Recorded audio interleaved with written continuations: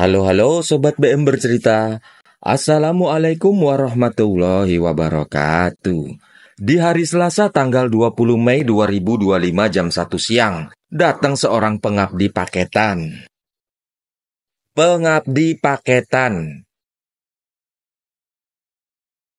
Seorang kurir paket, sebut aja namanya Rohim. Rohim lagi nganterin paket ke rumah seorang bapak polisi yang udah kenal baik. Bapak polisi itu namanya Hendra. Waktu nyampe ke rumahnya, Rohim panggil-panggil Pak Pol dari luar. Assalamualaikum. Paket. Pak Hendra. Paket, Pak. Pak. Lama dipanggil Pak Pol nggak nongol-nongol. Biasanya kalau Pak Pol ada paketan COD, Rohim telepon dulu si Pak Pol. Sebelum paketnya biasanya ditaruh deket-deket pintu. Soal bayar-bayar biasanya entar-entaran Pak Pol langsung transfer ke rekening si Rohim. Lumayan transferannya ada lebihnya, biasanya sih ceban. Karena sebab akibat lama nggak ada sautan, Rohim mau telepon Pak Pol. Nggak sengaja Rohim si pengabdi paketan tahu-tahu nyium bau bangke yang nyenggrak banget. Bau bangke itu asalnya dari dalam rumah si Pak Pol. Rohim jadi penasaran, instingnya main. Karena dia pernah ngeklik YouTube Om BM bercerita soal kasus-kasus pembunbunan yang mayatnya ditinggal begitu aja.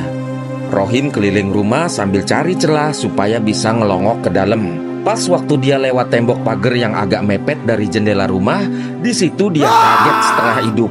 Rohim ngeliat di dalam Pak Pol udah ngegeletak celentang. Dia nggak pakai baju, cuma pakai celana jin doang. Dari badannya Rohim ngeliat kalau badan Pak Pol udah keitem-iteman, juga rada-rada bengkak. Bau bangkai itu juga emang paling santer di situ. Lalat-lalat ijo terbang-terbangan ngegerombol di pinggiran jendela. Astagfirullahaladzim, mayat, ada mayat. Rohim kaget sekaget-kagetnya sambil dia lari ke birit-birit ke pos satpam komplek. Tentu aja orang-orang di pos kaget ngeliat Rohim lari-larian pasang muka pucet kaget ketakutan. Im, kamu habis ngeliat apa? Sambil ngos-ngosan megap-megap, Rohim cerita apa yang barusan dia lihat di rumah Pak Pol Hendra. Wah, ini nggak main-main nih. Buruan laporin ke Pak RW. Komandan Satpam langsung bergerak. Laporan Rohim diterusin ke Pak RW. Warga yang tahu ada laporan penemuan mayat, bareng-bareng Pak RW sama Satpam ngedatengin rumah Pak Pol. Biarin cuma ngintip dari luar ke dalam rumah, warga tahu kalau itu emang bener Pak Polisi Hendra yang punya rumah, yang udah ngegeletak, nggak ada nyawa, badannya udah bengkak-bengkak keiteman. Kejadian itu langsung juga dilaporin ke kantor polisi di sekitaran situ. Polisi datang, bikin olah TKP, juga ngebawa jenazah Pak Pol Hendra ke rumah sakit. Sekilas, sekelebatan mata, kondisi jasad waktu ditemuin masih utuh, cuma ada luka bagian kepala aja. Tapi, apakah luka itu gara-gara tindakan kekerasan? Atau emang itu luka karena kejedot akibat si Pak Pol terjatuh? Karena yang mana dulunya Pak Pol Hendra punya penyakit darah tinggi alias hipertensi. Selain itu, nggak ada tanda-tanda penganiayaan di jasad tubuh jenazah Pak Pol. Jasad Pak Pol Hendra langsung dievakuasi, dibawa ke Rumah Sakit Bayangkara Jambi, dan atas dasar izin dari keluarga, rumah sakit ngerjain otopsi supaya tahu sebab-sebab Pak Pol Hendra meninggal. Hendra Marta Utama, umuran 43 tahun, seorang polisi yang dinas di Polres Muaro, Jambi. Pangkatnya Ajun Inspektur Polisi 2 alias Aibda. Semasa hidup, Pak Pol Aibda Hendra dikenal jadi orang yang baik, gampang gaul, sabar, juga rajin ibadahnya. Yang ngomong bukan cuma temen rekan kerjanya aja, warga tetanggaan rumah juga bilang begitu. Pak Pol Hendra tinggal di perumahan Gria Golf Garden RT 26 Kelurahan Pematang Sulur, Kecamatan Telai Pura, Kota Jambi. Beritanya Pak Pol Hendra udah tinggal di rumah itu 10 tahun lamanya. Biarin udah punya istri juga anak 2, Pak Pol Hendra emang seringan tinggal di situ sendirian. Sampai sekarang, sampai akhirnya ada kabar duka cita yang bikin gempar warga sekitaran. Waktu Pak Pol Hendra ditemuin meninggal, bahkan sampai jasadnya udah ada proses penguraian jenazah di rumahnya sendirian. Dari tetangga yang diwawancara di hari Sabtu tanggal 17 Mei 2025, Pak Pol masih kelihatan sehat. Malahan dia lagi nyuci motornya. Besoknya di hari Minggu juga dia masih kelihatan sehat.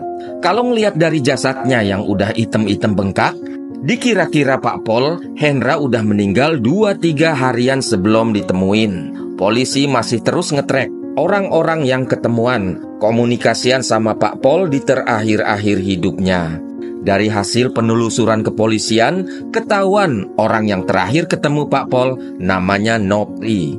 GPL, nggak pakai lama, polisi langsung amanin si Nopri buat ngegali informasi apa aja soal kematian Pak Pol Hendra. Waktu dipanggil itu, si Nopri statusnya masih saksi doang. Untuk mengungkap kasus ini, polisi sampai bikin olah TKP 4 kali. Tujuannya supaya sama keterangan saksi sama kegiatan aktivitas Pak Pol Hendra. Nah, waktu bikin olah TKP keempat inilah laki-laki yang namanya Nopri ini kepleset ngomong, kejebak sama omongannya sendiri. Akhirnya si Nopri nggak bisa ngeles lagi soal apa yang dia bikin sama Pak Pol Hendra. Si Nopri akhirnya ngakuin semuanya. Dia udah ngebantai Pak Pol Hendra. Diketahui pelaku Nopri emang teman korban. Nopri juga anggota dari Ormas, juga anggota LSM. Dia juga ngerangkep jadi wartawan di berita internet di Jambi. Waktu diinterogasi, ketahuanlah kalau motif pengkilan ini dikarenakan pelaku kesel banget. Utangnya ditagih-tagih terus sama si Pak Pol. Kronologi penghilangan nyawa ini awalnya di hari Minggu tanggal 18 Mei 2025. Nopri si pelaku datang ke rumah korban. Tadinya Nopri sama Pak Pol ngobrol-ngobrol aja kayak biasa, kayak temen yang udah lama kenal. Tahu-tahu waktu lagi ngobrol, si korban nagih utang 150.000 sama si Nopri pelaku. Sebenarnya si korban udah berkali-kali nagih utang sama si pelaku, tapi si Nopri ini selalu bilang, tarsok, entar besok. Sikap korban yang selalu menagih utang itu bikin pelaku kesel sama korban. Sampai akhirnya yang awalnya baik-baik aja, ujung-ujungnya Nopri sama Pak Pol malah cekcok gede-gedean. Waktu lagi cekcok, Pak Pol tahu-tahu ngomong yang bikin peranakan si pelaku Nopri tersinggung. Ini bikin situasi makin panas. Sampai akhirnya cekcok udah didasarin emosi yang udah nggak ketahan lagi. Sampai si pelaku ngedorong korban sampai korban jatuh dan kepala korban kejedot kenceng banget. Si pelaku yang masih kesel nindihin badan korban pakai badannya yang gemuk padat kayak sumo. Nggak berhenti cuma sampai di situ. Pelaku ngambil barbel yang beratnya 2 kilo yang ada di deket-deket situ. Terus dihantamnya 2 kali barbel 2 kilo yang dibikin dari besi itu ke kepala korban. Langsung aja pastinya korban tewas di tempat kejadian. Ya iyalah, barbel 2 kilo dari besi, bukan dari roti, diadu ke kepala orang. Yang jelas hancur aja itu kepala. Selama proses penyelidikan ini berlangsung, beredar bisik-bisik tetangga.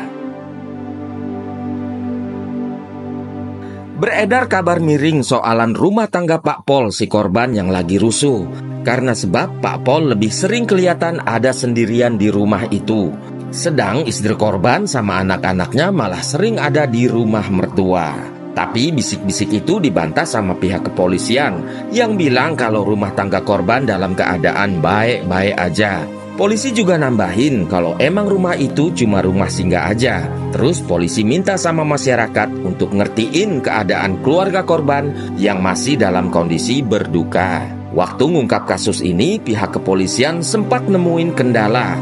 Waktu penyelidikan karena sebab korban ini punya riwayat hipertensi, malahan pernah dirawat di rumah sakit. Malahan sempat dikira korban kena stroke. Tapi hasil olah TKP dan hasil forensik yang udah keluar nunjukin kalau korban meninggal dunia karena sebab akibat kekerasan fisik, bukan gara-gara penyakit. Kematian korban karena sebab akibat hantaman barbel si Nopri.